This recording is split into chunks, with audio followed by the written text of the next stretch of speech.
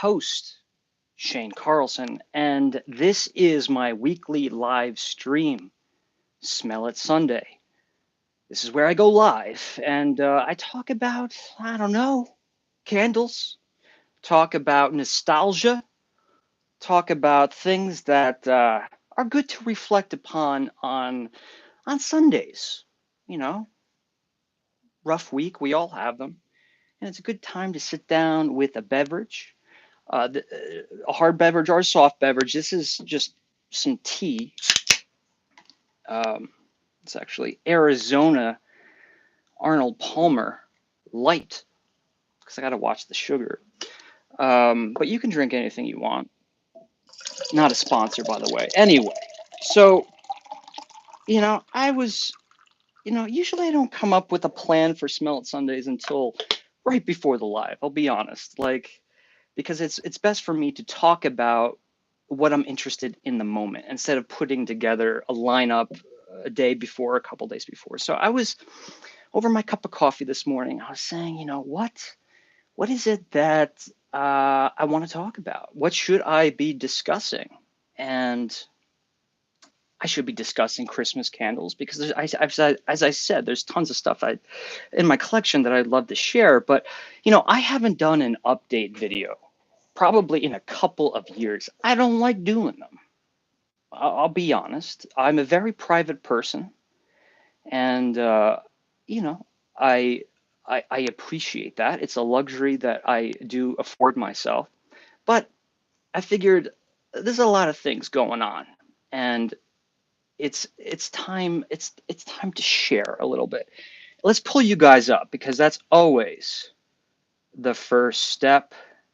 And while I'm doing this, I just want to thank you guys immensely, deeply for your support every week. For those of you who tune in during the live, but those of you who watch the live at a later time as well. Uh-oh. And Heather Lampert. I don't know if I'm emphasizing too much the last name. Heather Lampert? Lampert? I know another Lampert. But happy Sunday, Shane. Thank you so much, Heather, and thank you for your support as well. Your super chat. It's very much appreciated. Let me tell you. And please, Heather, if you have a question or something I can devote a couple minutes to, as far as like a question or a comment that you might have, please feel free to share that because that was a very generous donation. So the update. I'm going to kick this off because I know people are watching this later and having like a 5-minute intro where I'm essentially not talking about anything, that's no good. Something that's been heavy on my mind is Santa's Village. Now, I've talked about this on other lives the past couple months now, and I apologize if I'm repeating myself, so I'll try to keep it quick. But a lot of you ask all of the time, all year round, what are my plans for Santa's Village? Am I going? Some of my viewers, kind of hard to believe, but very much true. Some of my viewers don't watch anything else that I do other than these Santa's Village videos that I put together. And if you're not familiar with Santa's Village, real quick, it's an amusement park, theme park in the White Mountains of New Hampshire. And it's a very old, very wonderful amusement park, themed to Christmas, and Santa's kind of like, the North Pole. Family owned, and it's been there since 1953. Well, it's older than Disneyland. That's kind of crazy. But here's my concern. I told you guys that I was going to go, or I was going to try everything that I could to go. And I'm still trying. But the biggest problem wasn't the gas, the lodging, just a little bit of it's always a splurge for me, but I don't mind because Santa's Village is like my favorite thing to do ever.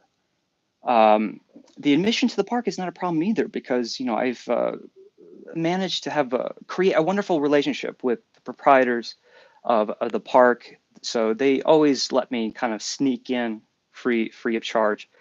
But I don't have access to a 4-wheel drive vehicle any longer. I did, Usually I'd borrow my father's Jeep or borrow someone else's, or just one way or the other. All I have is my little toy vehicle. I have a Toyota Yaris, and yeah, it can't do much of any kind of weather, precipitation. Rain is hard enough, and there will be snow. There's always snow in New Hampshire in the White Mountains in December. So the only option at this point is renting a four-wheel drive vehicle. Now suddenly the budget for going to Santa's Village is just like I can't. I can't dip into my pocket this year. I've done that every year that I've gone, but the support you guys offers is appreciated beyond belief. But you know, it's kind of how do I say it's you the price of going is usually in excess of the donations that are received. And even if we did have enough donations to cover the trip, it's kind of irresponsible of me, right, to use everybody's donation that I promoted to, donate, pledge to support the channel, whatever it is that you have, even if you have $1, that is deeply appreciated. But to use up all of the funds, all of the savings from all of you folks and put it into a video that some of you may not even be interested in. Maybe, not maybe, I know a lot of you watch only this channel for my candle content. And the irony to that is, well, doing candle content, unless I'm buying tons of candles, it doesn't really cost much for me to sit here and do these lives. So I'm going to put it up for you guys to share with me, whether it's in the chat area during this live, or if you want to leave, your thoughts in the comments when this video is completed of what I should do. Should I really need guidance here. Like, should I force, raise the funds, will that be enough? Or should I spend the money that I do have saved from all the pledges and donations, and do something maybe equally as fun, but a little bit more modest, and maybe perhaps a lot more of it. I can do several long format videos, Christmas themed, for the same price that I could do Santa's Village. So yeah, I'm just going to open that up. And if you guys have any comments, please share, because something I should say, I'm going to go into some more updates. That's what this video is all about. But I don't know how long it's going to take. It might only take like 10 minutes. So the remainder of the time of this live, I'm going to open up to Q&A. So this is important. If you have those questions, a lot of questions come to me one form or in one way or another. Not necessarily just through the videos, but through social media. If you have questions, this is the time to participate. Any question is a good question, as long as you're family friendly and keeping it respectful of my privacy. But we'll open that up when I say so. And I will be checking out your comments in the meantime. In fact, let me do that now. I just want to say hello to everybody. Heather asks or says, I watch the channel because of you. Hi, that's a nice thing to hear. I found you during the pandemic. You could talk about anything and I would watch. Husband loves your videos as well. I can't tell you guys that there's a lot of things that I've loved about doing the Candle Enthusiast over the past, how many years are we at now? Is it 5? It's 6 years. 6th year of the Candle Enthusiast. There's been a lot of it that has been priceless. There's a lot of elements to it that I love, and frankly, there's very few elements of it that I don't like. But truly, the greatest reward, the greatest part of starting this channel has been, you folks, and whether it's a simple comment, but the ones that really are just mind blowing. People send a little video that they put together of themselves or their family sitting in the living room watching me on the screen. Like, you got to understand, like, that's I'm not like you. I don't see how people get used to that kind of stuff. To know that I am on a big screen, someone's like LCD, LED screen in their house, and like everyone's tuning in, even if it's on just in the background. That's incredible.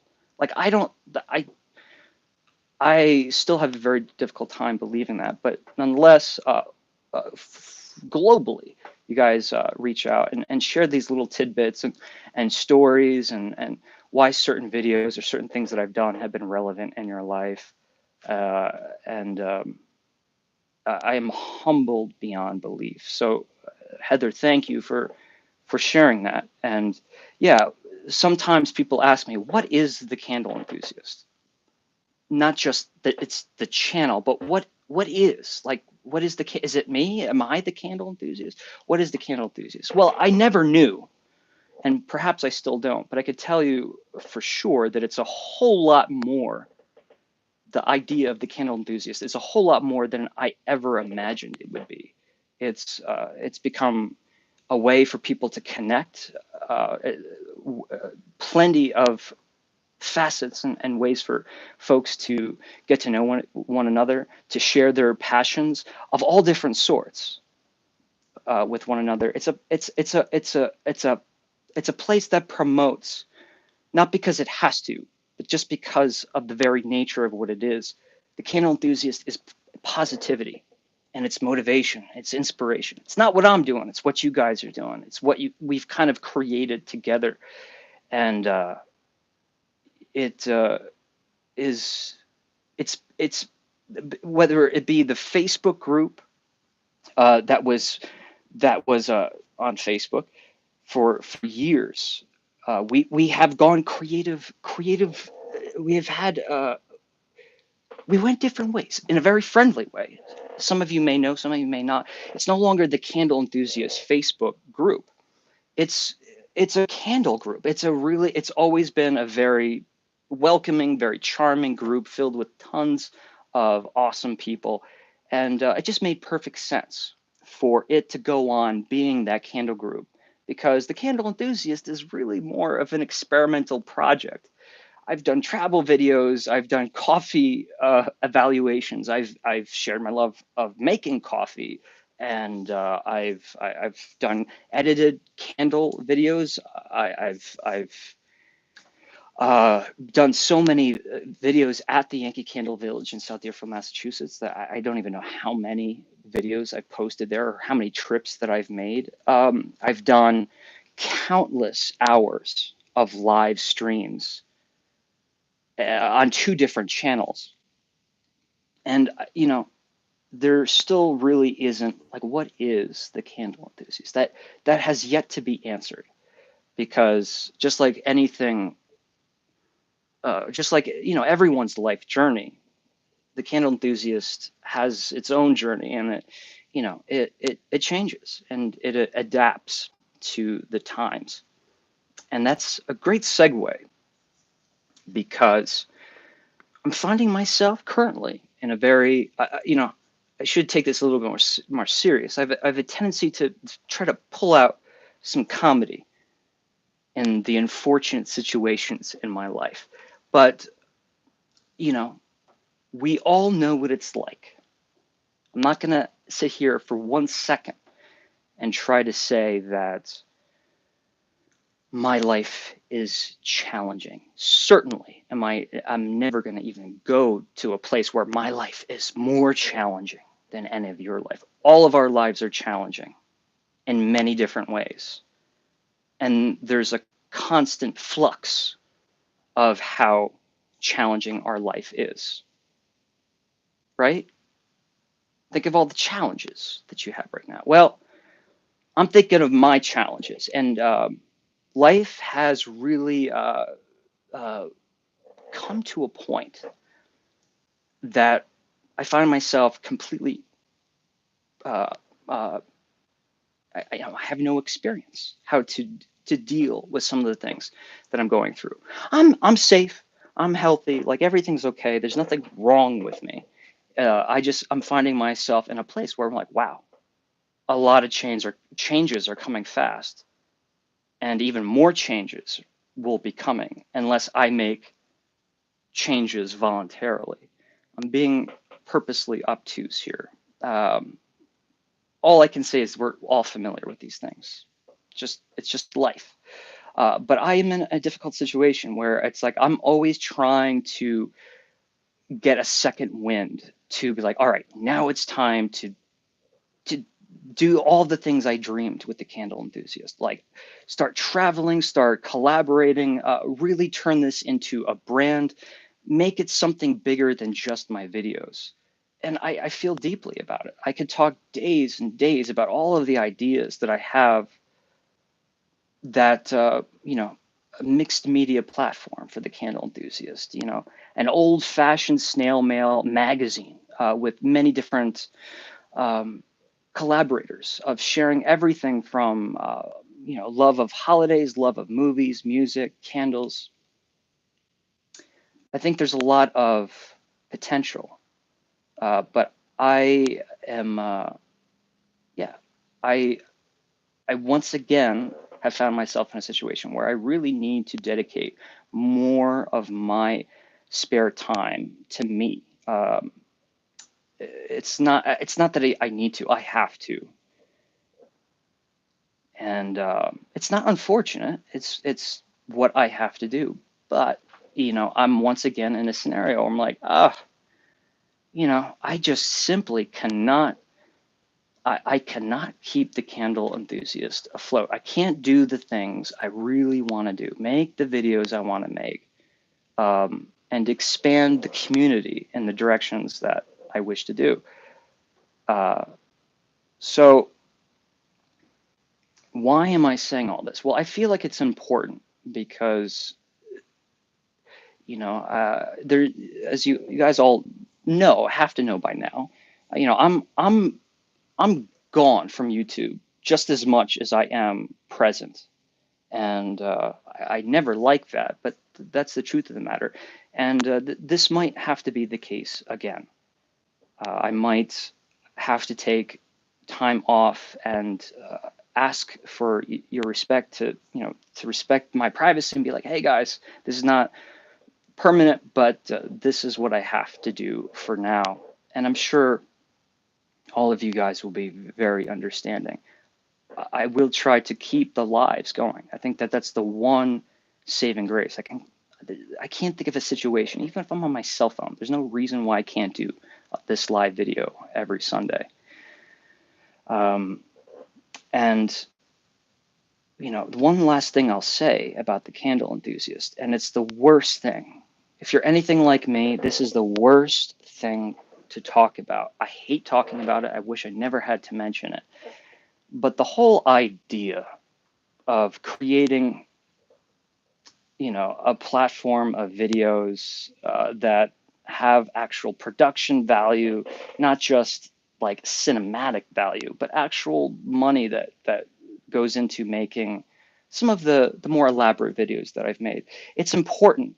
It's the responsible thing to do is that if you're putting in all that work, that you're raising enough funds to to maintain it, to sustain the output.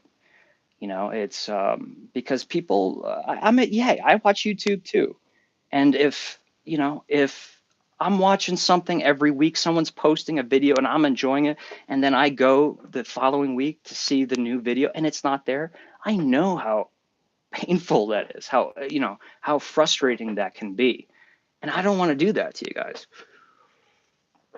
But here's the hard facts. I'm not raising enough money to do the videos that I really would like to do. Maybe a lot of you guys, and you've said to me, it's like, oh, you don't have to spend money on videos. Just keep doing your lives. Well, you have to understand that my audience, as small as it is, the subscribers, it's made up of different folks who enjoy different things that I do. Um, here's a perfect example. There's a lot of people who despise that. They come to me. They're not mean about it, but they despise these live videos because every time they get a notification of this new video, they think it's a new video, but it's like, oh, another live. Like, I don't like this. Like, I like seeing you go out and film something. I like seeing something that's edited and something that's short and something that's long. There's my audience really is divided. And if you don't believe me, every time I do a live stream, I lose between 5 to 15 subscribers. With the amount of subscribers that I have, which is not much, just over 6,000, to lose 15 subscribers to one live video, that's not only is it painful, but that's saying something big. A lot of people don't enjoy the lives. Um, and my point is, with the small audience that I do have, I really need, it's my responsibility to make sure that I'm filling a quota of all the different kind of videos that I make. And I haven't lived up to that. But the truth of the matter is, the only thing that's really held me back is um, uh, not pushing merchandise, not pushing things like Patreon, not having fundraisers enough, because I hate talking about money. The last thing I ever want to do is say, hey, I need money. I can't stand it. But it's a simple truth. I'm in a place in my life where I can't be taking money out of my pocket to make a video for free. I can't. I will bend over, what's the phrase? Bend over backwards as much as I possibly can to do as much as I can for this channel. But I am beyond the place where I can fund it out of my own pocket. And there's also a misconception that YouTube ads and the existing pledges. This is a hard part about it. Me talking about money, I'm saying like nobody's doing it. Of course, people are showing their support. Some people have been showing their support monthly on like 3-4 year basis. There are people there.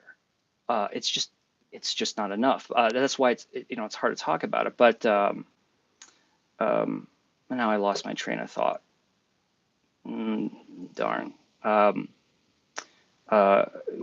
Something I commonly say, this is the heartbreaking thing of it is, if every subscriber I had donated $1 a month, $1, the possibilities of what this channel could be. I mean, forget about the possibilities of everything that we could do, because I could go full time. I could, hey, I'm not making $6,000 a month with the work that I do. So to receive 6,000 a month, that would mean, hey, I got what I need. Now I can devote 24/7 to making all these videos and have plenty to invest in great videos. But it's hard. It's hard asking for folks money. I'm not going to do videos like how these non-for-profit radio stations, like, they spend like 2 days out of the month to raise money. Like, I can't do that. I don't have the heart to ask people for money. Precisely, that's what I'm doing right now. But it's not fun. So, what is the story here? The story is, I need to find a way where enough people are pledging, donating, whether it's buying merchandise. There's plenty of things that I could do to raise money for the channel, but I got to do it efficiently, because I don't like a lot of folks, like, throwing me big chunks of cash. I don't like it. Like, there's a reason why I say, please don't donate more than $3, $5 on Patreon. Like, you don't have to do that. If you can, and you're in a position, and if you want to look at it as like a long-term investment of like being a part of what this experimental project is, that's awesome. But I don't, like, this channel will not be saved by folks throwing in money that they can't afford. It's going to have to be the loyalty of the folks that have stuck with me through this time, despite my shortcomings, because I certainly have shortcomings. And just want to thank. I still don't know your name. I still don't know your name, but I know your handle. SJD. Thank you so much for your super chat. Uh, Again, a gesture like that will never ever be received by anything but extreme gratefulness. Gratefulness? I don't have the words. Thank you very much. Um, but yeah, so that's just where I am. I need to find a clever way to find other ways of raising money for the channel. I'm not saying I need to be paid for it, uh, but I need to. I can't spend my own money right now on the videos that I would like to make. That's it. So what am I asking, or what am I truly saying? I need advice. I need advice. Like, do we just keep doing the lives? Do we just is that are we all okay with that? Or, do we keep this experimental project going? And do I try to find ways to raise money for it? And if there's ways that I can't think of right now, do you have any suggestions? What can I do? I mean, it's kind of ridiculous to sell merchandise when I've been MIA for many many months. It's kind of weird. Um, but I'm open to suggestions, and I'm sorry if all this just sounds like boo-hoo, very sad, but it's on my mind. It really is. I don't want to stop the candle enthusiast. I feel so strongly about that uh, I could bring myself to tears just talking about it. Like, this has been like the greatest, as I'm trying to be modest, as small as it is, and far as numbers and views, it's still one of the greatest things. It is the greatest thing that I've ever done with my life. It's brought me so much joy. It's introduced me to so many wonderful people. It truly brightens my day every day.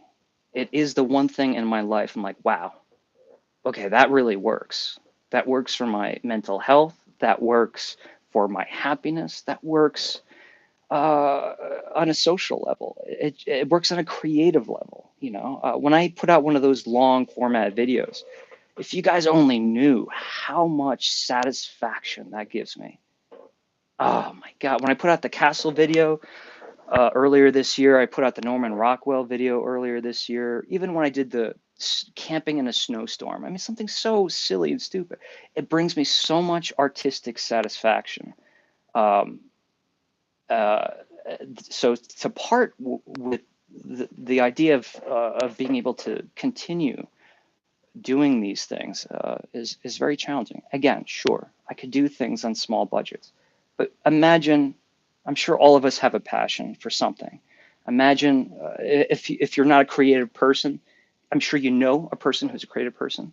It's not just about views and subscribers. It's not just about, you know, tapping yourself in the back. I need to make art. I need to do something with my life that satisfies the artistic itch that I was born with. And making videos is something I've done for my entire life. Like, no joke. If I wasn't holding a camera, I was still acting or doing something in front of the camera since I was 3, possibly even younger. And it's just something that's run deep in my life, and it's the best way I communicate is through photography and editing and the narrative of stitching pieces together. And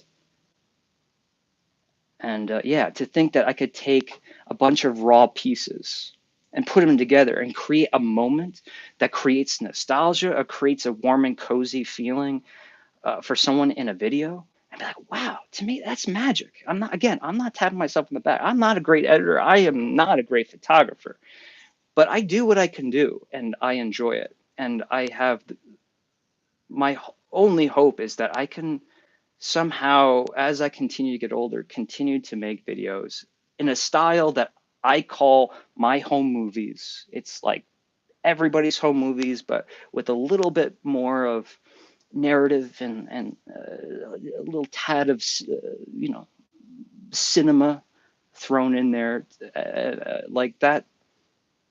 That's it. If I had one thing I could do for the rest of my life as far as art, there's no question.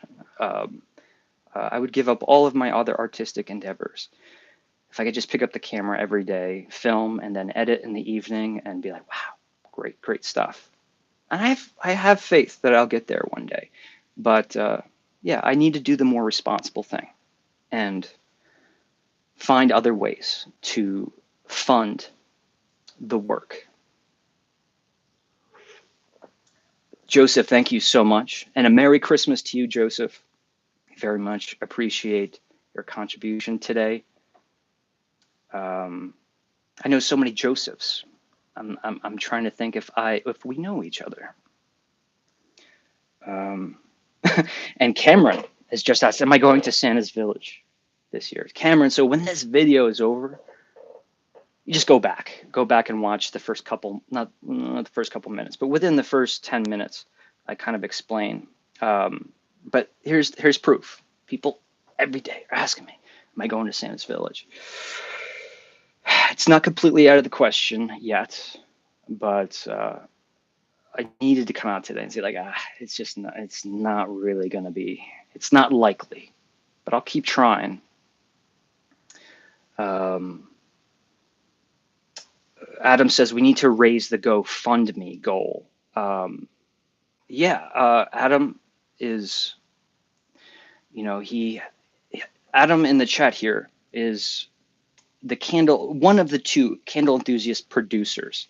So if you go to Patreon and you look at all the tiers, there is an option. It's not a cheap option, that is for sure, but there is an option to become like an executive producer of the channel, to be able to speak with me directly, to share ideas, to participate in the channel really in any way that you want. And so if anyone's in a position to, financially to be able to be a part of that tier, like I will do my best to make sure you're getting what you need. Like if you want to be like, hey, I really want to see videos of like amusement parks, like Six Flags. I want to see roller coasters, or I want to see paranormal stuff. I want to see like haunted houses and cemeteries.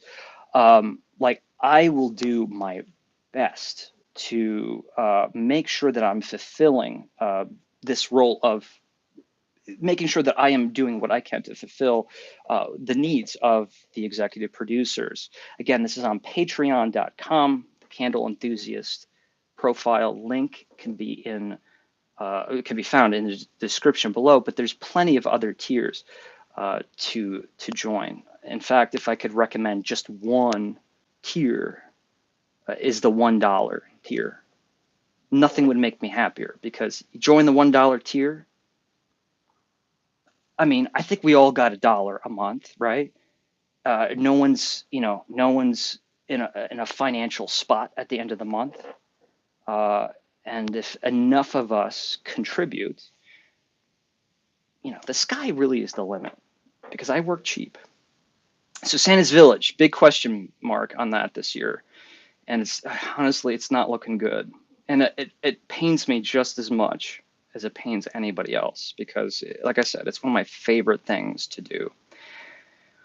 Robert says, we appreciate any chance we get to see and interact with you, no matter how simple or elaborate. See, this is a perfect example. Like Robert saying, hey, like we just need to hang out. Like it doesn't matter what's going on. Like it doesn't have to be these elaborate things. I get it, Robert. I get it. But a lot of my viewers, a lot of my subscribers, they're subscribed because of other videos that I've done that are more than just live. So I hear you and I understand, and I think what you're saying is very it's relevant, and it's true. There's a lot of truth behind it. But again, if I just continue to make only lives or edited videos of talking about candles in my studio space here, and that's all I did, I'd be saying goodbye to a lot of people that I've become very close with, very, fond talking to these people because they're big supporters of other kind of videos that I make. I think I don't want to say mistake, but one of the things it was, it's a classic YouTube problem. People start a channel, right, and they don't have a dialed in exact focused product of videos that they're making. They start out kind of vague and then it evolves. What you're doing is you're becoming too broad. And now your audience is like, wait a minute, what happened to those videos? And the other group is saying, well, what happened to those videos? You guys probably understand all this stuff. So I don't mean to be, you know, pretending like I'm preaching YouTube because honestly, I can't stand the YouTube game. I really can't. Um, Fighting for clicks. That's not why I call myself an artist. Um, and Anne says, "Oh shoot, I missed the beginning. I will have to go back over it." Yeah, if anyone's joining in, it might be boring, but it might also be interesting to see a couple of the things that have been on my mind. Um, Jimmy says, why not do a collaboration with other YouTubers with bigger audiences like you did with Jacob the Carpetbagger to build your subscriber numbers? I know a guy who's huge, who's always happy to help with other channels. Well, Jimmy, yeah, I mean, like that's it. If you want to like shoot me an email, please. I'd be happy to hear, and I'd be happy to collaborate with anyone. There's many folks I would love to collaborate with, including Jacob the Carpetbagger. We've I don't want to say we're friends, but we've met on several occasions. We have mutual friends, and he's incredibly nice guy. Um, it's just it's kind of hard to like I would love to do a collaboration with him. I don't know how eager he would be to go out of his way to do a collaboration with me. You know what I mean? I would love to believe or think that I'd be like, oh, he's like, oh, Shane makes good videos. It'd be great to make a video. These successful YouTubers are very busy. I don't know how much time they're devoting to watching other videos, and I know Jacob has maybe seen a handful of my videos, but yeah, that I feel like that would be a great pairing because he does stuff that not all of it is right up my alley, but a lot of it is, and I love the pace that he films at and edits at, and I know he's pushing himself 110% sometimes. Like when I met him in Sleepy Hollow, this guy he was just telling me what the past few days were, and it just sounded like he never stopped, ever. And I love that. I could learn a lot from that. But a lot of the folks that I want to work with are in Los Angeles. Even other candle folks that I've tried collaborating with, we have collaborated, but it's really hard to maintain a collaboration when there's distance between you, distance and technology between you. Uh, Anne has always, Anne, you're one of my favorite. She's been around essentially from day number one. I don't think a post goes by on Facebook where Anne doesn't share her love and support. And Anne just threw in a very, very generous contribution for today's live. And she says, "Bless you, Shane. I've had hard times. I no, I am sorry. I'm sorry, Anne. I have had a hard time catching videos, but I do watch later. Later on when they're over. Thank you so much. Yeah, I've said this. I feel like I should always say it, but the biggest support any of you guys can show me is watching. Like if people aren't watching, there's no reason in accepting any other kind of support. So even if you're not in a financial position to support, by watching, you're doing a huge thing. Um, so thank you so much, Anne. And yeah, I hope that, it's been a long journey for the candle enthusiasts. I hope you've enjoyed a large chunk of the content that I put out there over the years. And I knew what you meant. I try to catch the spelling errors, Anne. I'm the worst at spelling errors, so I caught it. Um, my favorite video is Autumn Nostalgia. It was heartwarming to say the least. Adam's talking about a video I did 2000, autumn 2000. It was the strangest thing. I went to a local farm. I actually went to high school with some of the family that owns this farm. And I just kind of said, "Hey, do you mind if I just do my thing with the camera and just walk around?" And I had no idea what I was doing, and it was one of those beautiful moments where I filmed all day. Excuse me, I filmed all day, and then I get home and I'm like, I don't even know what to do to edit with it. How do I edit this? Like, how do I turn this into a cohesive thing that's just not boring with no pace, no point? Like, what can I do with it? And it's one of those things where the footage told me what to do.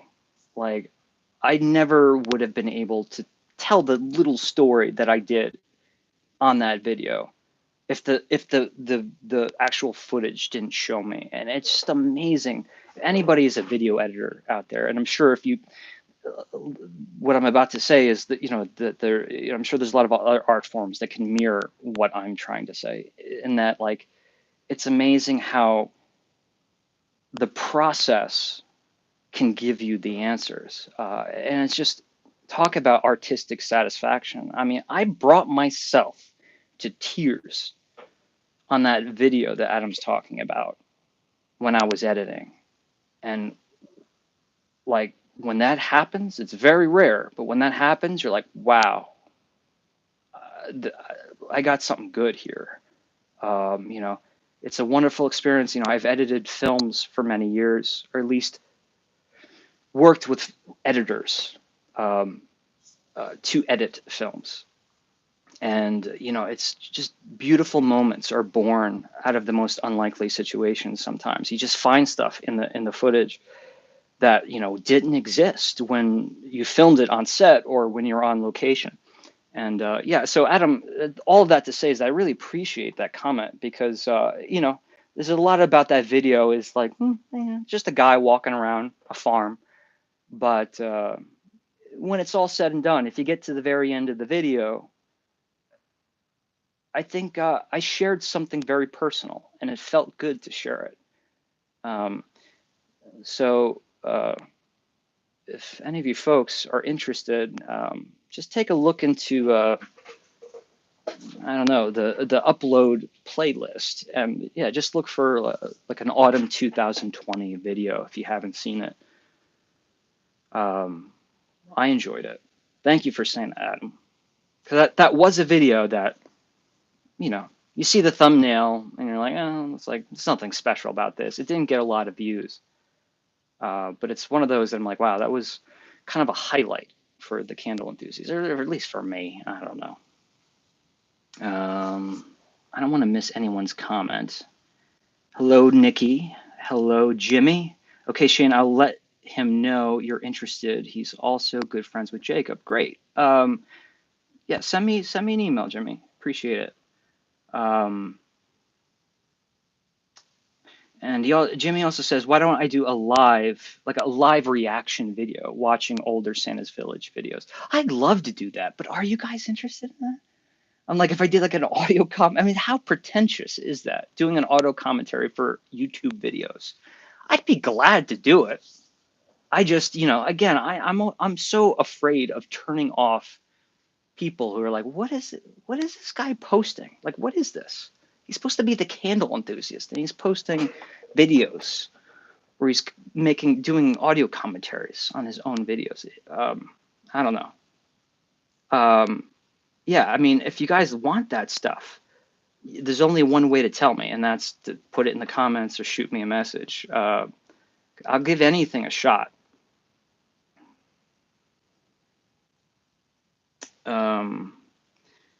Merry Christmas, Pat. Anne says, I am dyslexic when typing. It's okay. I am too. Trust me. And Adam says it gave him tears as well, that video. See? If I cry, I know I can get somebody else to cry. I'm not saying you'll cry if you watch it. I'm just saying, a little bit emotional. Anne says, you are so genuine. One of the main reasons I enjoy you and your videos. Thank you. Yeah, I spent a lot of years of my life where I felt like I had to put on a phony facade. I mean, I probably was doing this when I was far too young, like a young teenager. I was trying to be someone who I thought I should be. And I just got to a point where I'm like, hey, you know what? I just don't care anymore. And, I've already wear my emotions on my sleeves. So it's like, yeah, I just try to, you know, um, I don't know. I'm trying not to sound like I'm making quotes of wisdom and motivation, but yeah, I mean, those who say like the it's the greatest achievements in art is when you discover or tell the truth. Uh, yeah, I mean, it's an easy thing to say. It's sometimes very challenging, but I think I think there's a lot to be learned there. Like, I'm not going to waste my time making something that I don't feel to be true. That's why you don't see me talking about candle companies that I'm not really fond of. I'm not going to do it for views and clicks. I'm not going to do a video on something that I have little respect for, little passion for.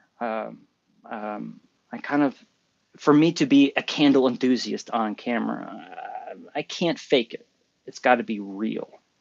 You would you would know if I went to like Santa's Village and if I was in a bad mood or I didn't want to be there, you would know it because I'm not good of an actor. Not that good of an actor. Virgil, Virgil, how you doing, buddy? With you till the end, Shane. That's great. Stand with me side by side on this sinking ship. It's not sinking, but sometimes I over dramatize sometimes. Yes, no, well, I like that kind of attitude. Um, no matter what you decide on doing, Shane, I'm with you to the end. Yeah, that's um, that's the kind of attitude I enjoy. That's what motivates me. That's what gets the gears rolling. Thank you, Pat, or thank you, Virgil. I was looking at Pat's comment. Morgan says, I loved that farm from the nostalgia video. Uh, and says, I love hearing your thoughts. Galvin says, I don't do Santa stuff. Anything else could be interesting. Merry Christmas. I don't do Santa stuff. Anything else could be interesting. Meaning like you don't like Santa, like Santa's Village? Mm. Virgil, thank you so much for your support today.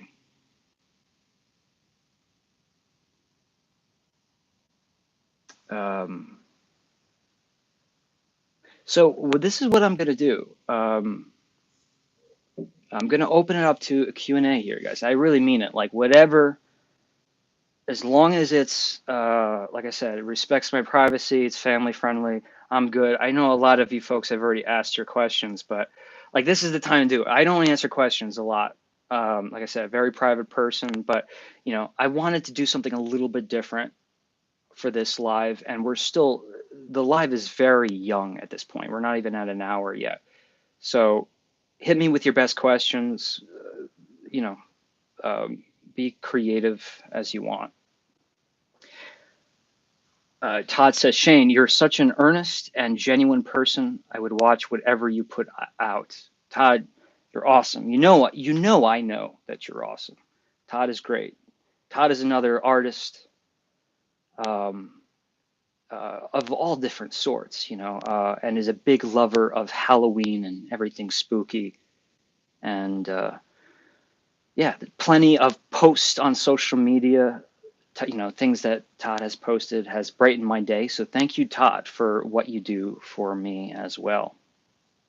And one of these days, I'm going to get up to that haunted attraction in New Hampshire. I'm forgetting the name at the moment, but I've seen so much. You've kind of introduced me, but I've seen so much of what they do, and these are the people that I admire so much because they're not just doing it to get the easy buck. Like these are people who are born to be making haunted attractions to give people an amazing experience in on cold October evenings. Um, a lot of you folks probably don't know, but there's decades of my life, and I know that that's a lot, but decades of my life, I worked in, not full time, but I worked in the haunt industry, haunted attractions, museums, wax museums, haunted tours, things of that nature. Um, and yeah, so I'm very opinionated when it comes to haunted attractions and what works, what doesn't. I won't say who, but there's a very, very big haunted attraction within my, there's a couple, but there's one that's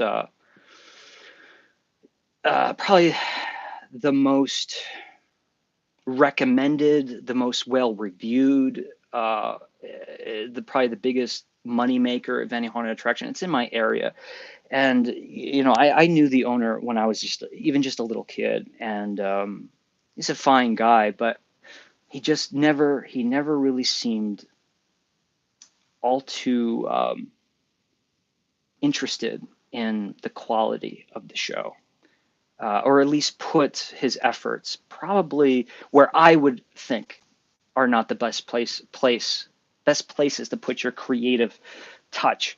And it's still a great show. Obviously, people love it. They go to it every year. It's like I said, one of the biggest money makers. It's just I've been to so many other places that have absolutely blew me away for far, far, far less of a budget on their end and far less price of admission. Um, that was a tangent. Mm, Oh, okay. I must have missed a question here. Virgil is saying, I like Matthew's question about giving us a kind of a target money wise to reach for Santa's Village if we can do it.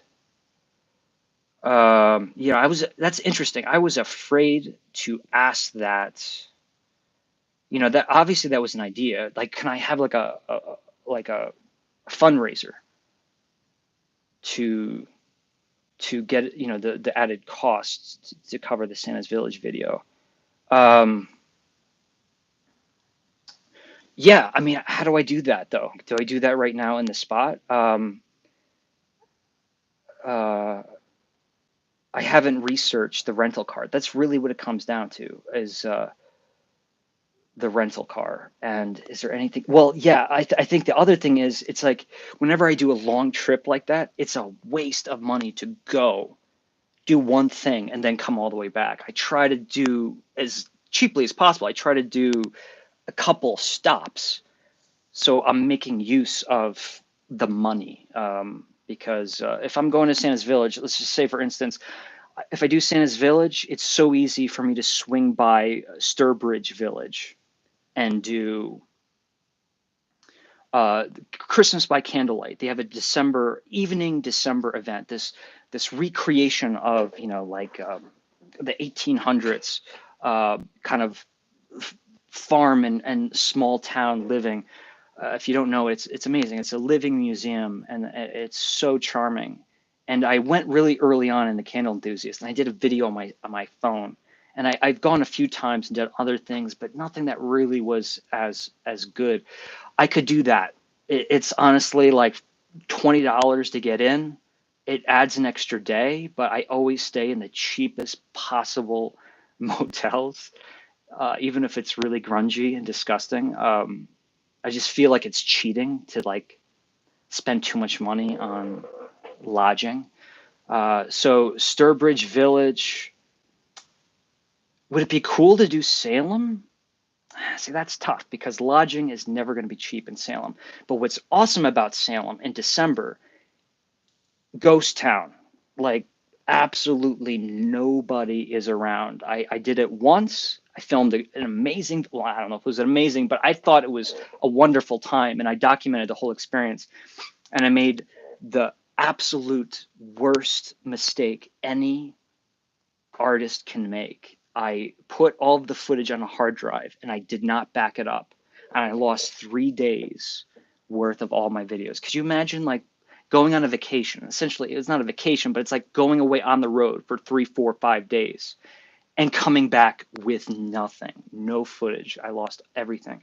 But it was very charming. And I stayed in the Nathaniel Hawthorne Hotel, which was very nice, nice accommodations. It didn't really give me too much of the feels, but it was an awesome location because from my window, I was on the top floor, could see like Salem from a bird's eye view in December with snow. Not much, but there was some snow.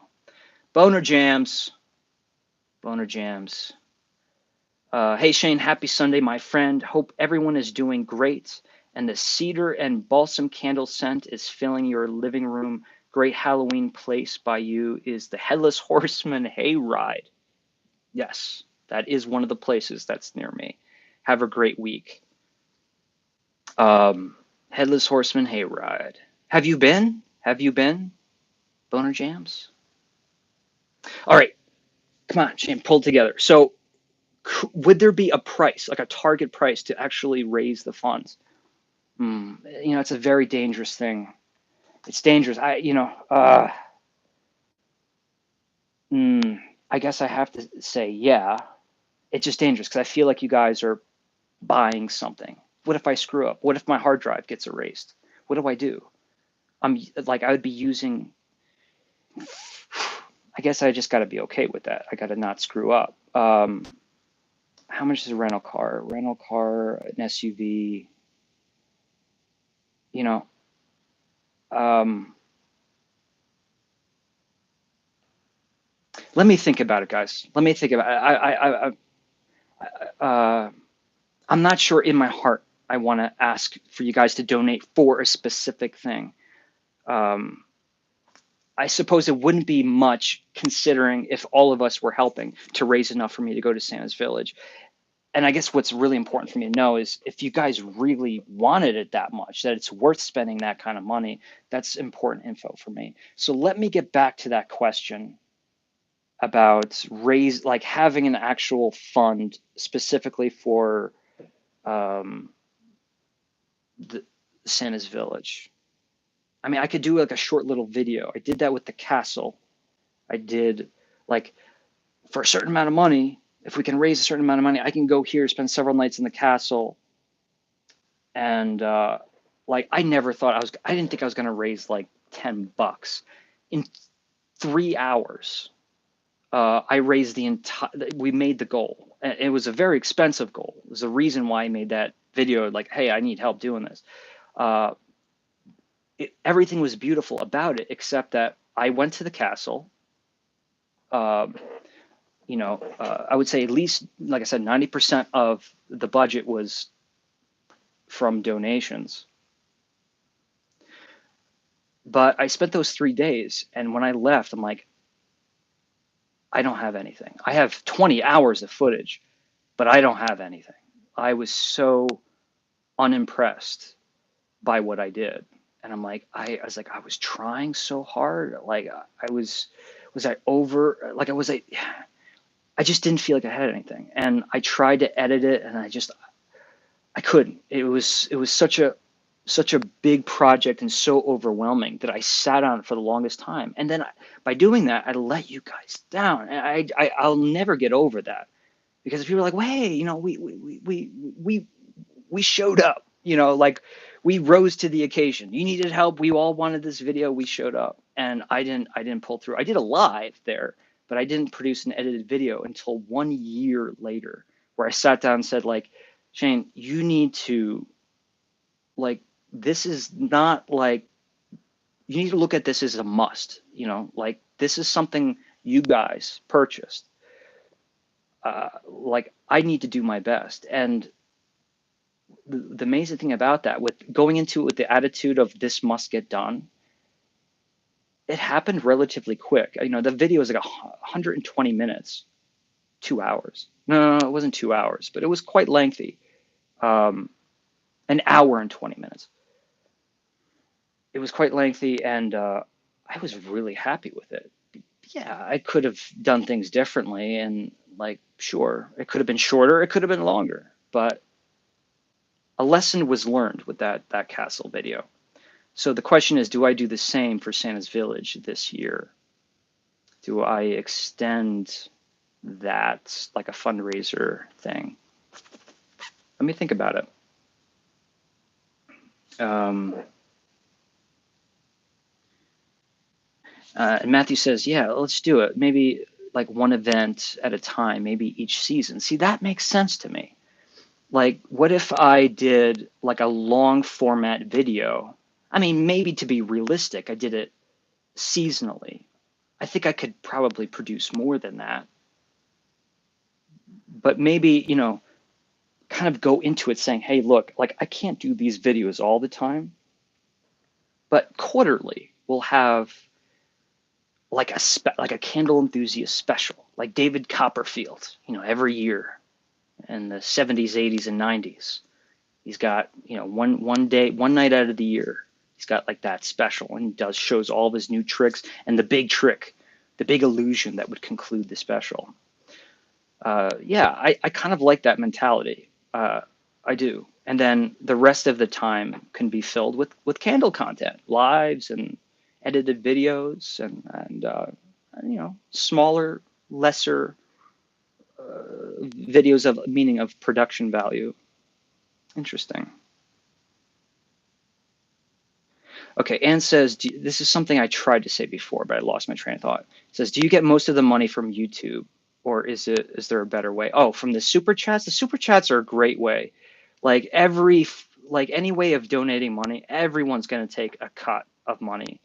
Um, but I suppose the only way not to really get a cut is a direct donation through PayPal. And that's like paypal.me/candle enthusiast. The link is down below. I just, you know, if, yeah, if that's the best way, if you really, yeah, I guess it does make sense.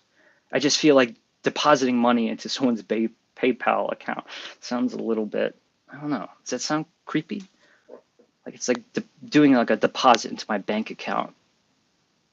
I suppose if it's financially more, um, if it's better, I don't know what I'm saying.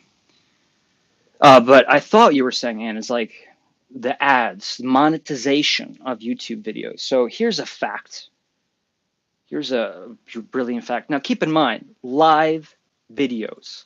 Live videos. If you know anything about my lives, some of them reached 4 hours. I don't even know how many hours. I should know how many hours of just lives that I've done. But in the 6 years I've been on YouTube, if you want to add up all of the revenue, being um, super chats, blah, blah, blah, and ads, I shouldn't give you an exact amount, but let's say this. For the entire 6 years, I've made the money that was returned, is what I should say, is equivalent if I did 2 Lizzie Borden videos. You guys know that Lizzie Borden video I did? Yeah.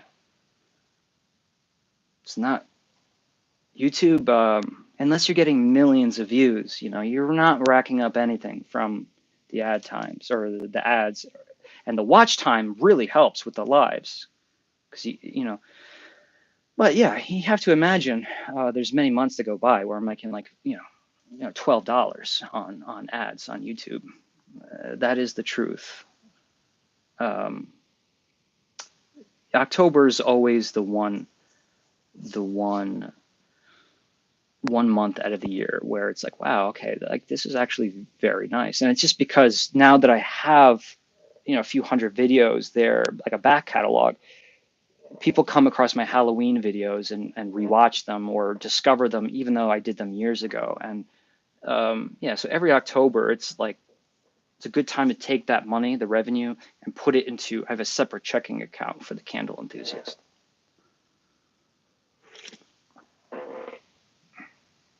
What is the first candle you ever owned,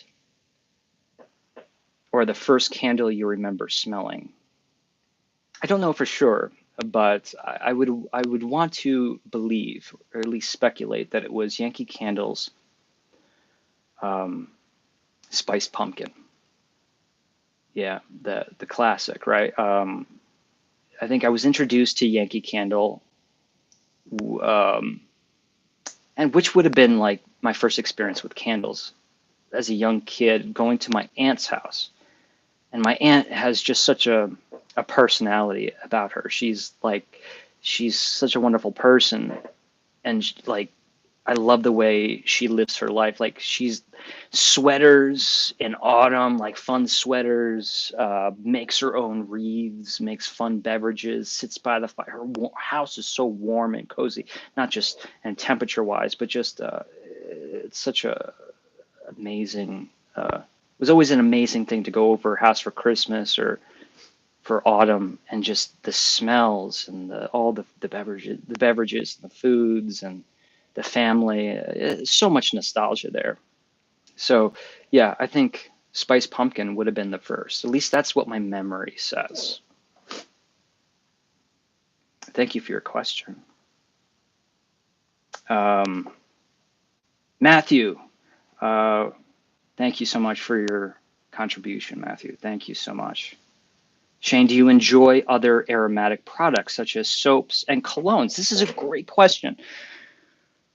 So, I don't know if he wants me to use his name, so I won't. But uh, kind of a viewer of the Candle Enthusiast and has become a good friend of mine. Uh, this person sent me every product that Dr. Squatch soaps makes, like uh, every bar soap, shampoos, conditioners, and the deodorant. I mean, it was such an awesome like Christmas gift. I'm like, oh, like this is so cool. So like I didn't just burn through them. I used them sparingly, and I thought like I would do like a comprehensive video of every product when I was done. There's just no way to keep track. Like, what do I talk about? How do I rate a candle? It's too much my personal taste. But it was a great learning experience, because honestly, I won't lie. Like I'm Irish Spring, whatever's the cheapest, as long as it gets my body clean. That's usually what I've done most of my adult life. But having, it really opened my eyes to how fragrance can enhance um, the showering bathing experience, and it does. Like it's fun to be like, hey, like I'm in a very minty place right now, or in a very herbal place, or I feel like Dr. Squatch has a lot of man smells. I don't know about manly, but they do. I mean, like there's some of them are stereotypical man smells, but they're just well executed, like pine tar and bourbon barrel. But they're not just basic. They have a lot of nuances. So it was a great experience. So I suppose I am a fan of soaps, other aromatic products. I'm not a personal fan of how do I say it? I can't believe I can't think of this. Like fragrance, like on the body, like like I enjoy it. And yes, there's always an occasion for to do it.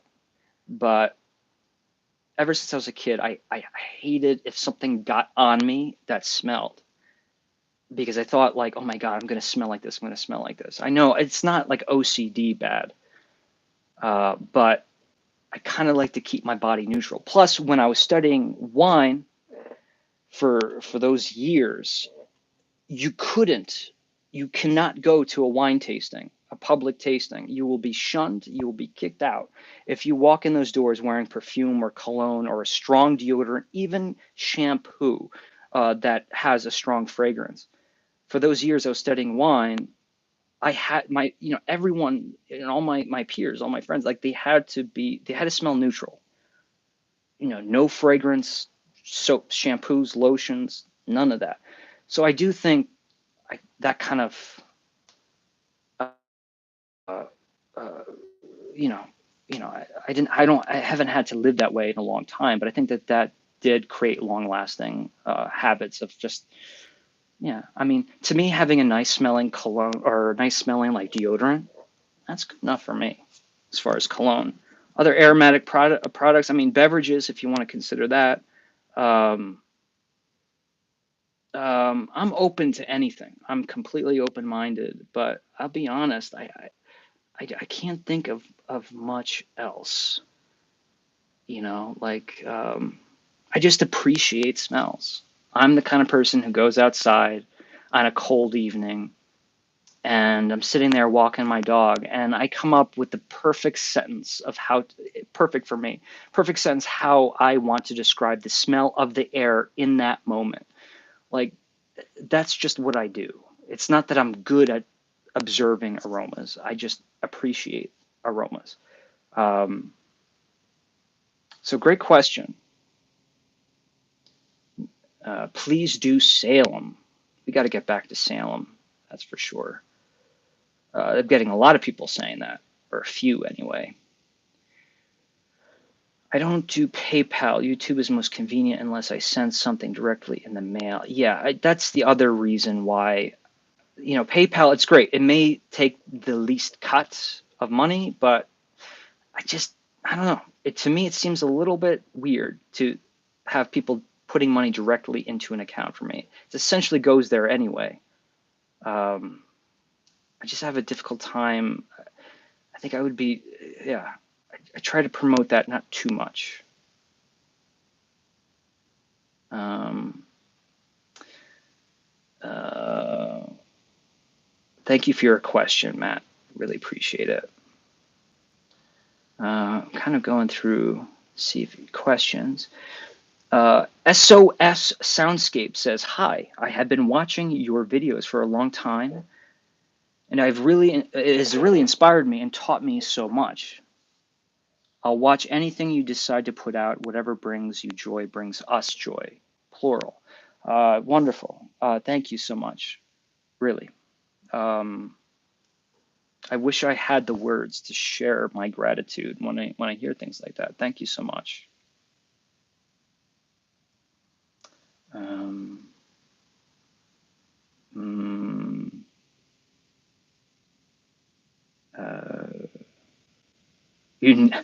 uh, Nikki says, "Shane, you'll never let us down." Well, I think I've let you down, guys, a couple of times. Hopefully, I make up for it. But thank you, though. We love everything that you do. You guys are incredible. Really. It's hard for me to take compliments. It is. But I enjoy hearing them. Sarah says, "If I could describe my perfect day, it would be having breakfast coffee with my two best friends and watching your channel. Your videos mean a lot to us." Oh my God. It's, you know, I don't need to say anything. Speechless. Yeah. Couldn't ask for anything more than a statement like that. The comments are jumping around wildly. Um,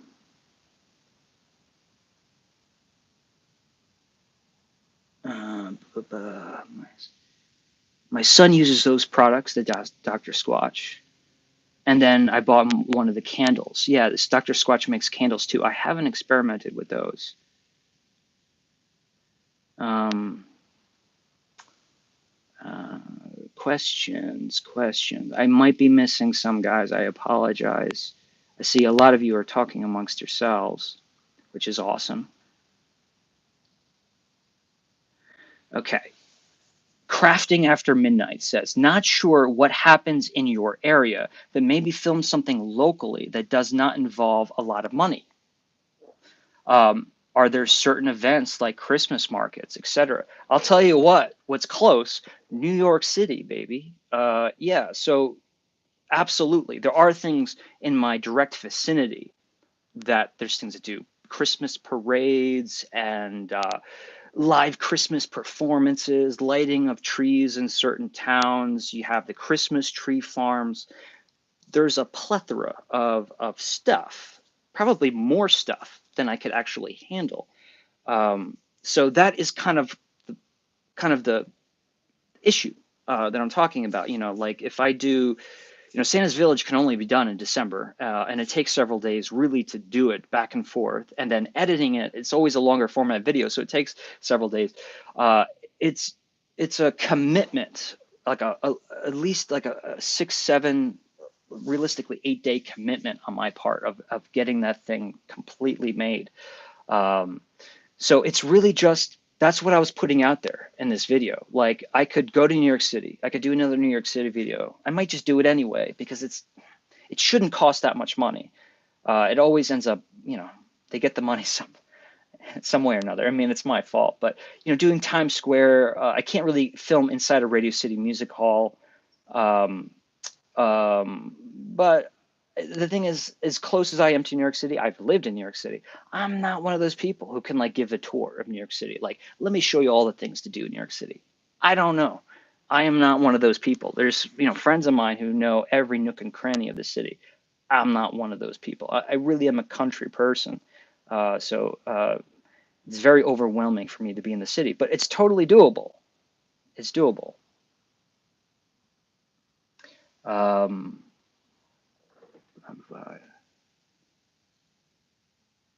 Um, but so everything, what you said to answer your question, crafting after midnight, yes, it is possible. What I was doing today was kind of opening it up for discussion, like which should I do? Um,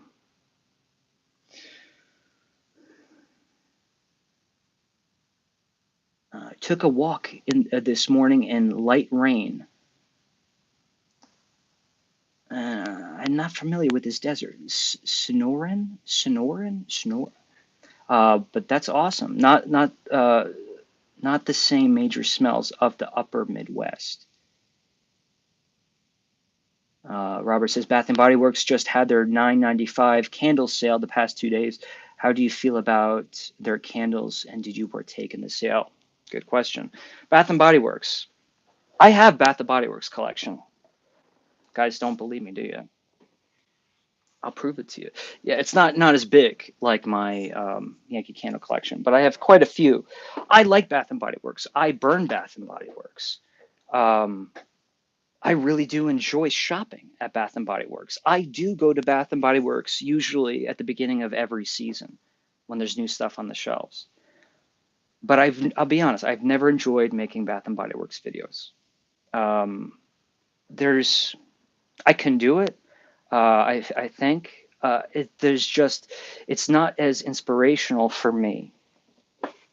There's not enough inspiration for me to do the things I feel like I can do when there's no photos. Like this is a beautiful product, and it smells great. Fall Farmhouse. I forgot about this one. This was awesome. Fall Farmhouse. I forget what year, a few years ago. Um, but I never did start doing videos in Bath and Body Works because the other reason was I feel like if for people specifically who are doing candle evaluations or reviews on YouTube, if you start going to the world of Bath and Body Works and you don't do every single candle, people start getting a little bit rough. It's a different crowd. I find. I mean, I'm stereotyping a little bit, but it's a different crowd than the happy-go-lucky Yankee Candle folks. Bath and Body Works. It's a very these people are not. They're not doing anything wrong. They're just deeply passionate. And the last thing I wanted to do was get into the business on YouTube of presenting everybody with the news. Like, hey, this is what's coming out. I do my spoiler alert video on Halloween for Yankee Candle, and I don't even really enjoy doing that. I mean, I like the process, but like doing that research is a lot of work, and a lot of people start watching just to get the news, not to get entertaining content. I don't do the news. I try to create entertainment when I do videos. So did I go to the sale? I did not. I guess I can share this. I really, really, really, and as the years go on, I feel more strongly about it. I don't like the sales. A lot of sales that candle companies offer, but I think Bath and Body Works sets a really difficult precedent for me. And I've said this a lot, so I'll try to keep it quick. But when you charge $9.95 for a candle when it's on sale, you're going to have a large part of the consumers feel like the candle is only now worth a dollar or $9.95. When you make these sales, and as often as you make these sales, whether it's $9.95 or 14, whatever, um, you're saying something about your product. You're saying like, we charge a premium price, but on certain days or in certain venues, we'll charge you what it really should cost, which is $14. They devalue the product by creating these sales, and it's a huge benefit to us because we can afford to buy more candles. But maybe we should just get on board with when we go shopping for candles, we can't buy 20 of them. What happened to the days where it's like you picked one and you brought it home and it was exciting and it lasted months and months. I have Yankee candles that I've had for years and I light them frequently. They last a very long time. They are worth a premium price in some cases. I have a, 30, was it $32 now for a Yankee candle? Yeah, I mean, that hurts the wallet. It hurts to even think about it. Like, wow, like that is like a legit credit card payment. Um, and to have to like spend that much money for a candle, it's a lot. But is it too much for what you're getting? I don't think it is. It's giving you hours and hours of entertainment. What makes us spend too much money on candles is this notion that we have to buy doubles and triples and we have to get every cent of an entire collection when it comes out. I'm a collector. I know, I trust me. I spent a life battling my collecting mentality. It's a dangerous trait to have, to be a collector.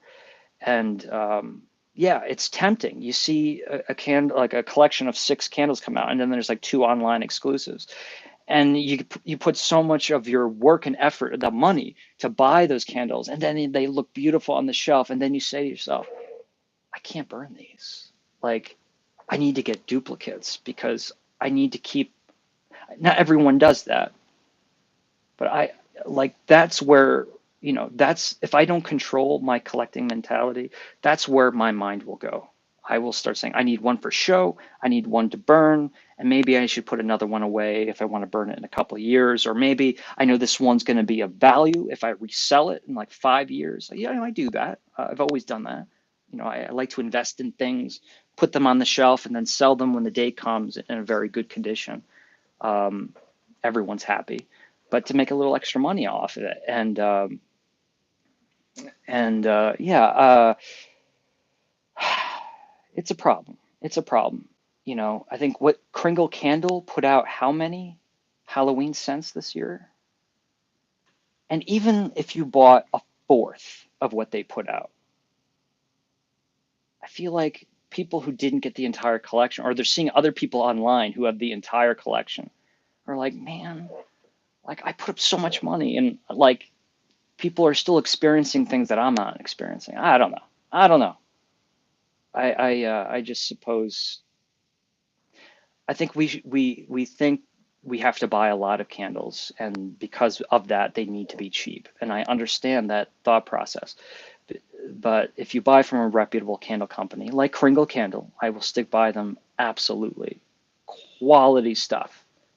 Quality stuff. Um, a legit Kringle candle is worth $30. It's worth more in some cases, I think, but it's worth $30. So to expect to get them for $10 on a sale, I don't like it because, like I said, it makes people think that they're not worth $30. They're only worth $10, but you can't get them for $10 all of the time. I hate to be a bummer about this. I hate to be a bummer about this. Um, I think what would be cool, say, instead of sales, what if? Tell me if this would work. Like, let's say Yankee Candle. Um, okay, so Yankee Candle didn't have a sale for their Halloween scents. Let's say 2013 comes around and they release a whole, like, say, four brand new Halloween candles. And we're like, oh, God, these are the best ideas they've had in years, right? You had to have these. So you saved up and you go to make the purchase. But instead of them being on sale, what if it was like there was a first printing? Like you got a label, uh, an alternate label that, kind of showed you like, hey, you're getting something that's a little bit collectible. It shows that you're a big fan. Um, you really had to work hard to get it because there's only maybe 200 of these poured or printed. Like I feel like they could, instead of having these sales, they could do other things. Maybe not with Bath and Body Works, but other candle companies could do a lot to spice up sales. I think it's just the main thing is, and it's hard when you're a small business, is a lot of these folks have to tone down the amount of products that they have. Um, they don't have to do anything. I'm just saying, like, it's not sustainable for a collector of candles to be able to be spending this much money every year. It's too many. It's too many. 12 Kringle candles for Halloween. I don't know where you are, but for me, Halloween lasts only, a month at most. Um, that's just a lot of wax to be burning, and it's probably not the wisest to be collecting.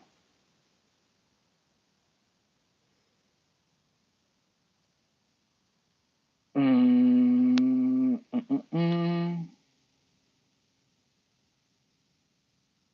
mm. Um, Nikki's talking about Harry Potter, so I'm gonna share the comment. I have I have that with Harry Potter. I think Nikki's talking about the collecting mentality thing.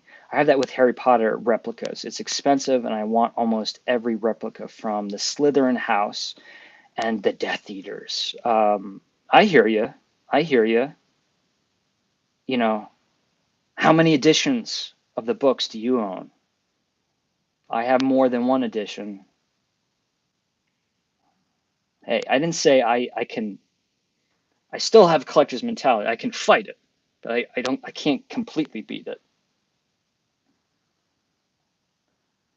I'm a Harry Potter collector. Well, the thing is, with if you're collecting Harry Potter or any film franchise that you enjoy collecting from, even Harry Potter, it doesn't have that much stuff.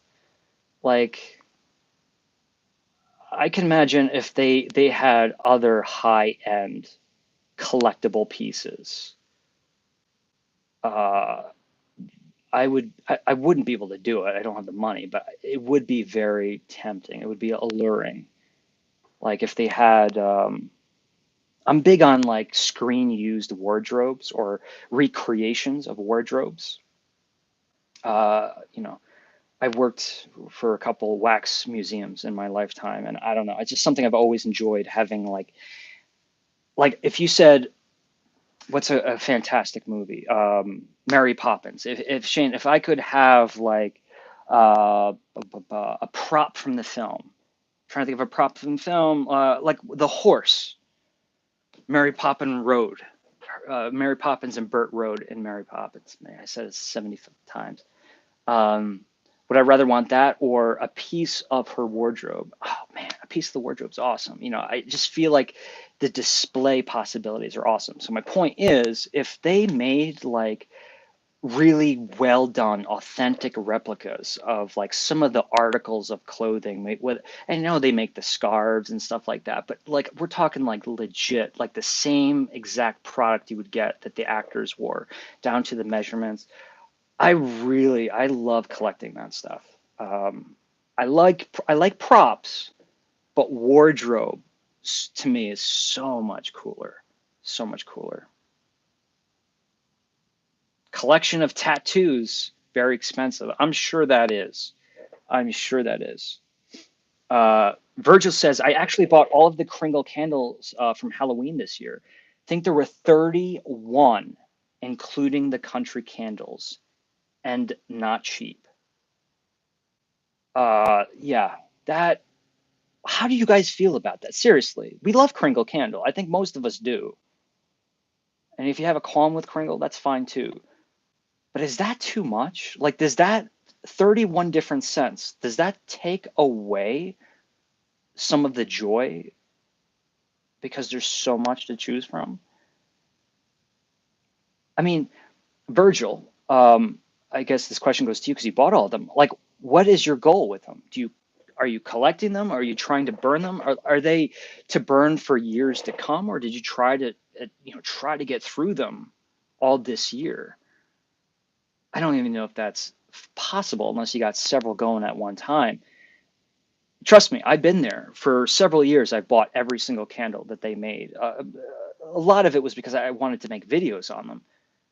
Um, but when I sold off my Kringle candle Halloween collection this year, most of them, I kept some ones that are very important to me. But I realized I'm like, I have so many of these, and so little of them had actually been burned that it actually made me feel a little bit sick. I'm like, oh my God, like that's a lot of money I dropped, and I didn't even enjoy these. I like having them on the shelves, but Virgil says mostly collecting. I will burn some. I actually got some duplicates to burn. Virgil, we need to talk. We need to talk, buddy. So yeah, so Virgil's just confirming what I was just saying. Yeah. Um, hey, it's a good investment. Do you see how some of the how expensive some of those Kringle candles go on eBay in like the late summer? Like $100 a pop. So if you're looking for an investment opportunity, that's you could look into that. Buy some Kringles, put them on the shelf. Um, but anyone ever? Pat says, anyone ever burned Bridgewater Candle? Our fave is Serenity. The name sounds very familiar, but it's not coming to me right now, and I don't think I've burned any. So what about you folks?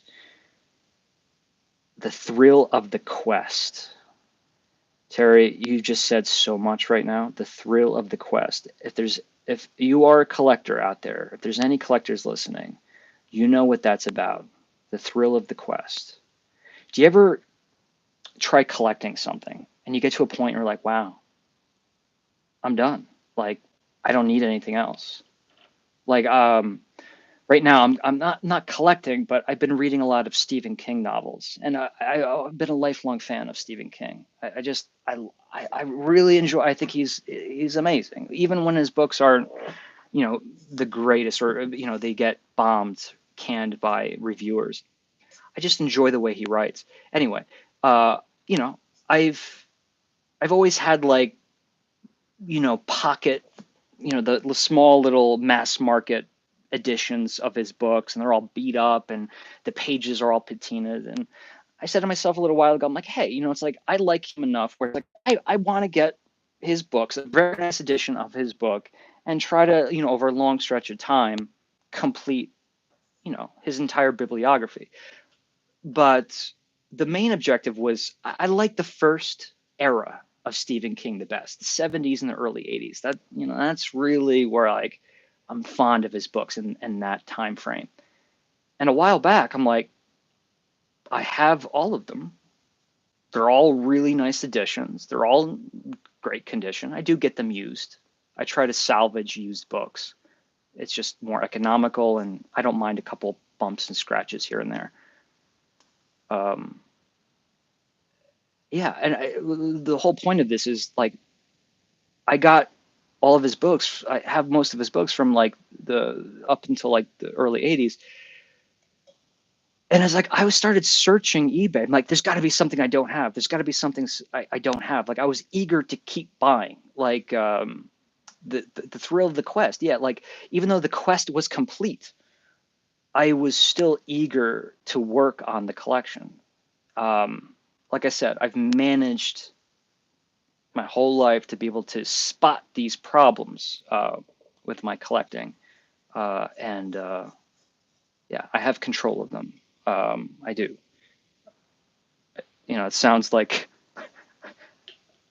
It sounds like I'm not being authentic there, but I do. Uh, and the things that I do collect, I only allow myself to do it in a cheap way. Like my Yankee Candles, this whole collection. I should turn the camera. I mean, I do kind of show it from time to time, but I'm sorry, this is going to be bumpy for a little bit. It's not the greatest view. Now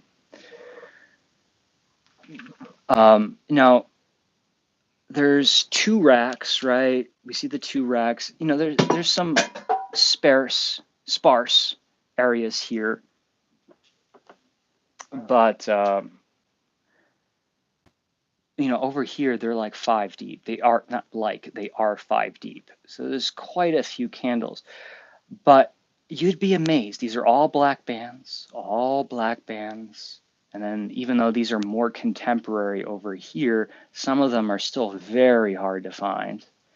But I got each and every one for a very reasonable price. That is years of waking up in the morning when you should be sitting enjoying your coffee. I put in my 5-10 minutes of searching, all my go-to places on the interwebs to find uh, candles. It's not just eBay, but it's local listings, listings that aren't local, but places that I'm willing to travel to. I don't think I spent an unreasonable price for any of these candles. If I, you look for this, what does it say? What am I pointing to there? Can't even tell. Pumpkin pie. We can go on. We can go on eBay right now and probably find one for $75, unlit, good condition. I'm not going to spend $75. I'll just wait until I can get it for a good price. I think the one candle I splurged for was this puppy right there. It was a scenario where I said to myself, once it becomes possible for me to get this Halloween, the original Halloween house warmer jar, once it becomes possible, I need to bite the bullet and do it. Yes, there would have been a price that would have been far too much. But to be honest, the price was so reasonable. Even though it was very expensive, it was still very reasonable that I offered the seller actually a higher price than they asked for. Um, because there's a part of me that felt like, hey, this person doesn't really know what they're selling. It's actually much more valuable and much more sought after than they thought. So yeah, I don't know how much I invested in candles, probably quite a lot, but I feel like as a collection, it's more valuable than what I actually paid for it, if that makes any sense. Oh, I hate these little gooseneck things.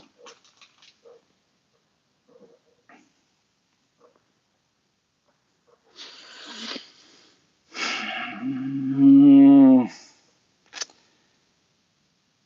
All Halloween candles usually release around my birthday, so it's that one big gift I get myself every year. Hey, Virgil, like, don't need to explain it to me. That's awesome. Um, that's awesome. Good time of the year, too, for a birthday. Once you find the one item you're happy with, well, let me say this right. Once you find the one item you are happy until the next thing. Yeah, yeah. Um, a lot of the times you really need to, before you make that purchase, you have to ask yourself, how much do I really want this? Like, will I get it? And the thrill will kind of be not exciting. Um, some sometimes the thought of buying something is far more exciting than actually having the product, right? I mean, I'm not making stuff up. I think that's right. Like, I feel like I have this problem with Uber Eats.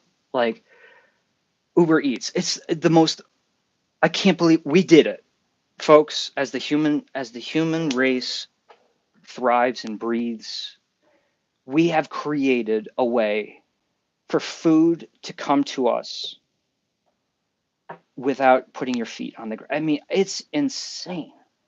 Um, like what the difficulties sometimes, in my life living in certain areas, how difficult it was to get takeout. And the fact that like you can have it in 15 minutes. My point is, how many times have you done this? I tell you that I do this. When I decide, I'm like, hey, you know what? I am going to treat myself.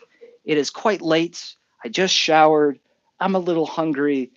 Maybe I want some ice cream. And I'm like, you know what? I don't feel like going out. I'm going to treat myself to some ice cream. And I'm obsessed with the idea. I'm like, oh, this is going to be, I'm going to put on a movie. I'm going to get my, Ben and Jerry's. It's got a chunks of God knows what in it. It's going to be awesome. And as soon as I place the order, as soon as it goes, bing, your order has been placed, I have immediate buyer's regret. I don't want ice cream. I don't want a treat. I start thinking about, you know, uh, where I could spend that money elsewhere. It's amazing. But that tells me that what what the thrill is not really the ice cream. The thrill is making the purchase. So I don't know. I don't know if you guys can relate to that, but I've definitely noticed that in my behavior, and I try to take that very seriously because I try to live as frugally as possible. Um, yeah, there was one time recently. I can't remember how long ago it was, but I'm not kidding. As soon as I hit that button, the last thing on earth I wanted, I think it was ice cream, was ice cream. I'm like, I don't even want it. I just spent like $16 to have a pint of ice cream delivered to me, and I don't even want it. I think there's a lesson to be learned there. Mm, mm. Reading all of the comments here, guys.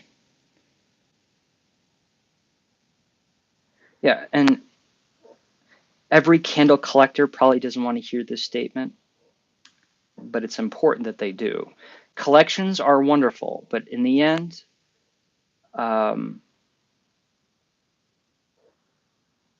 but at the end of the day, candles are meant for burning. Yeah, I mean, you collect candles because I'm assuming you enjoy burning candles, right? So there's a lesson to be learned there. It's hard for a collector to hear that. Um, maybe this, like, I don't know. I mean, I feel like we're talking about OCD and collecting quite a bit on this live, but I could go on for days with this. There's a lot of, I come from a family like hardcore collecting, not hoarders. There is a difference, but collecting, like things, things just mean a lot more. They're more valuable. The physical items in your life are far more valuable than, say, other families that that I know that who didn't grow up with collecting. Um, but yeah, I don't know. I feel like I'm at a point in life where I've had enough trial and error with these things, where I feel like I do have a good amount of half decent wisdom to share on collecting and um, over purchasing, over buying. Did anybody start buying more on Amazon when COVID hit?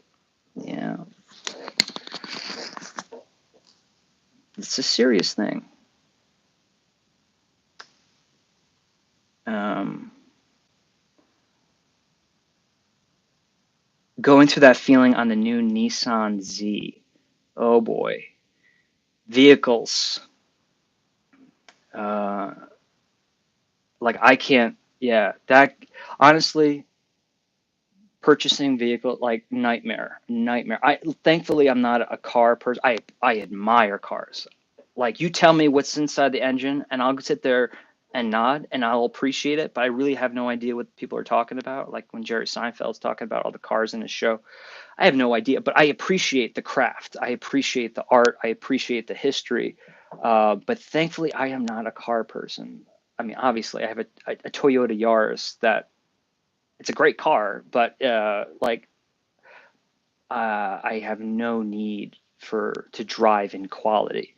I'd rather save the money, but I understand fully probably what it would be like to be a car person, and that's got to be rough because cars are not just a lot of money, but they are huge investments when it comes up to taking up space, right?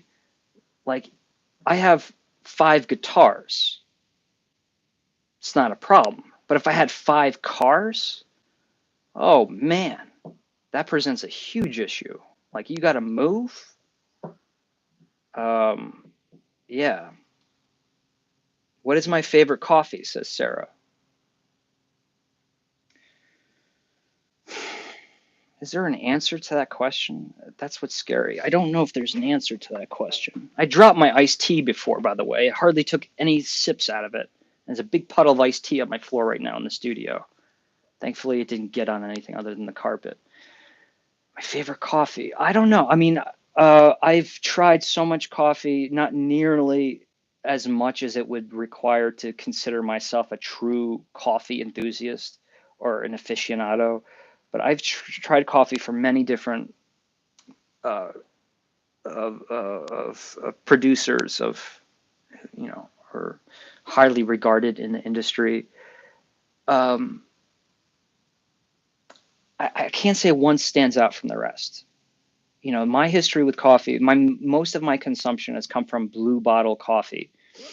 It's a producer from California, and back in the day when I started buying for them, they were much smaller. So it felt very like craft. I mean, now it's expanded quite a bit, and I think they're shipping from multiple places or roasting from multiple places in the country, Brooklyn and California. Maybe there's more. I don't know. So there was a time where it was a much more exclusive club. Um, but with that said, I still enjoy their coffee. It's a no-brainer for me. Um, and they have some. If you're willing to spend a little extra dollars, they have some really great roasts and blends that come out certain times of the year that are a significant treat. But with all that said, there is certainly a time and a place for Dunkin' Donuts, Starbucks, yes. Um, um, even like a well-made coffee from a diner. It's the romance that I enjoy about the beverage. I'm not all about high quality all the time. It's great to have a high quality coffee, and even if to spend a little extra for it. But to me, it's the joy of discussing coffee, grinding the beans, figuring out the perfect method of brewing the coffee, trying different versions, exploring the world when it comes to coffee beans. Um, that's where my passion is. So I'm happy with a cup of Blue Bottle coffee. Um, yeah, Stumptown was another. Stumptown out of Oregon is another producer. Again, back in the day, it was a much smaller thing. Now I feel like they distribute in grocery stores now. Like that's how big these places have become. Uh-oh, Pat. On a smaller scale, I was a big Hallmark ornament collector 2 years ago. I tapered away. Yeah, I hear that. Hallmark is, you know, it hits you emotionally, that stuff. Like you got Linus, Charlie Brown and Lucy. on a really nice piece of like decorative, whether it be an ornament or a little figure statue, it's hard to say no to that stuff.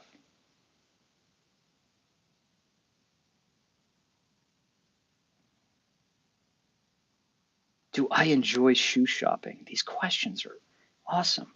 Do I enjoy shoe shopping? I do. I'll tell you real quick, as long as you don't judge me too much. How do I shop for shoes? I find the shoe that I want. Sometimes it's very expensive shoes. I'm not going to spend that much money for them. And I scour the internet to find something that's close to what I want. So I do enjoy shopping. I enjoy finding a style, not only that I enjoy, but I know that I will enjoy them on my feet or on my body. Like I've never been a sneakers person. I just look strange. I think I look strange. I look more strange than Jerry Seinfeld and sneakers. Like it's just there's something about it. Um, but I think the key for shoe shopping for me is I used to buy shoes on eBay. Yeah, used shoes. I'd fix them up a little bit. Usually I do the repair myself, but I didn't mind spending some money to get them redone. It's just always economical as long as you don't mind wearing shoes that someone else wore. But over time, I've invested in higher quality shoes, and I've been blown away on the durability of these shoes. Like, yeah, I won't lie, spending like $200 on a pair of shoes, that's a huge blow to the wallet. However, if those shoes last you 5 years, considering you're not wearing them every single day, I have a pair of boots that I bought brand new in 2011, and honestly, I look at them and I'm like, they still look brand new. Like they're rough and weathered, they're like Western boots,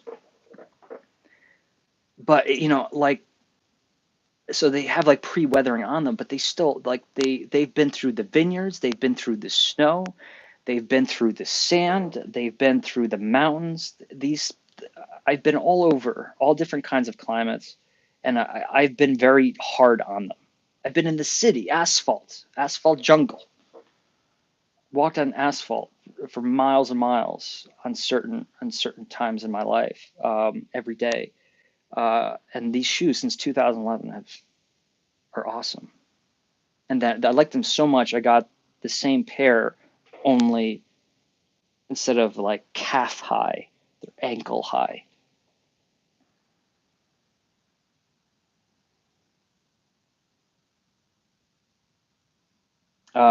Folks, I want to thank you so much for joining in today. I know that today was a little bit off, like a little bit different than what I've been doing for weeks, but honestly, I think I just needed to, yeah, hey, like I look forward to talking to you guys, and I just needed to share a little bit, and it's great for me to answer questions, get my mind thinking.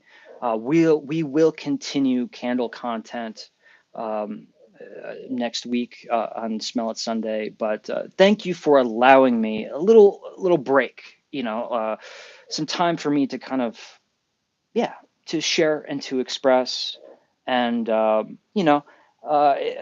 sure there's a lot of things I've said. This is important.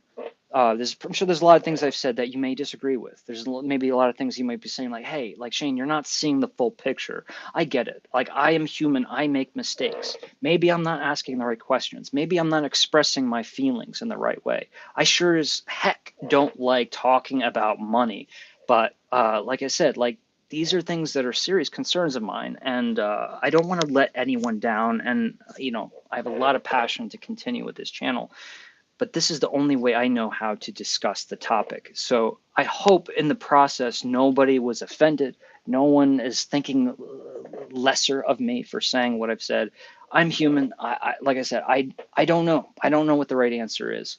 All I do know is, like, thank you for all of the support, financial support, for the channel, not for anything else, for the channel, but also for your viewership. Both mean so much to me. Um, so yeah, and your kindness, generosity, it's more than I could ever ask for. So thank you. All I can ask for, just a little bit more, I guess, uh, what I could ask for in addition, if I could, is just, yeah, if there's anything I said that maybe you feel like, hey, maybe you should have gone about it this way, Shane. Maybe you should have said it this way. Hey, just maybe you're right. Just asking for your understanding while I'm talking about topics like this. It's not my thing. But other than that, hey, I hope everyone's having an amazing December. Thank you so much for all the support today. So yeah, I will think about the Santa's Village thing. Like, I'll look at the dollars and cents and see if that is a smart thing. Maybe we can pool our money together and pull it off. But either way, there's other things I can do. So let's keep that in mind as well. So I'll have updates um, next week, but maybe, I'll think about this Santa's Village thing. Maybe I'll post a short video saying, "Hey, let's raise a little bit of money." A lot of what was donated today is a big help. So maybe we can do this. Yeah, something really good came from today. And again, I owe my thanks to all you folks. Very cool. All right, we'll see you next week. Have a wonderful Sunday. Be good and remember to always live enthusiastically. I mean that. Be good.